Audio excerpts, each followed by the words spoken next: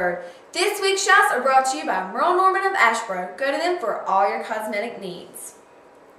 Now, here are this week's stories to shout about. The United Nations released a study stating that the United States is no longer the fattest country in the world. Mexico is now recognized as the most obese nation, while U.S. is in second. Yo quiero Taco Bell. So, let me get this straight. The Food Network fires Paula Deen, and we are no longer the fattest nation. In Hollywood news, Justin Bieber was caught on camera peeing in a mop bucket at a New York restaurant. The janitor whose job it was to empty Bieber's wastewater later said that he was surprised because he assumed Bieber always sat down to pee. In business news, Kroger, the largest mainstream grocery retailer in the United States, agreed to purchase North Carolina-based Harris Teeter for $2.5 billion this week.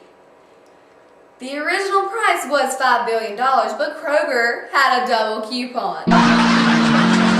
In sports news, over 1,200 New England Patriot fans stood in line recently to exchange their accused murderer, Aaron Hernandez's jersey, for the jersey of another player. In a related story, the Buffalo Bills said that they were not accepting exchanges of O.J. Simpson's jersey.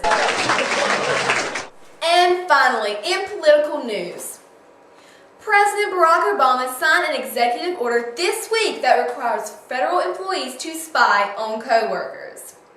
The federal employees are to pay attention to the lifestyles, attitudes, and behaviors like financial troubles or unexplained travels of the co-workers as a way to predict whether or not they might be doing harm to the United States.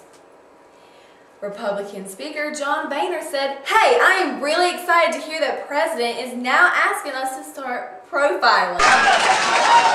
All this has come about because IRS officials have said they do not have enough resources to spy on everyone. In the related note, former President Bill Clinton said he would volunteer to frisk the people entering the Victoria's Secret stores. I'm Lily for Shopbird.com. Follow me on Twitter at 21_Lils and we can shout about it. I'll see you next time on the BirdTube.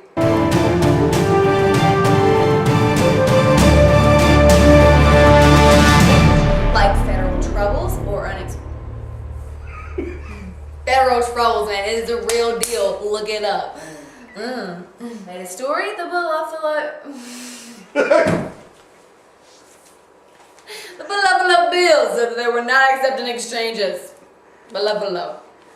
As a way to predict that whether or not that they might do harm to the U.S.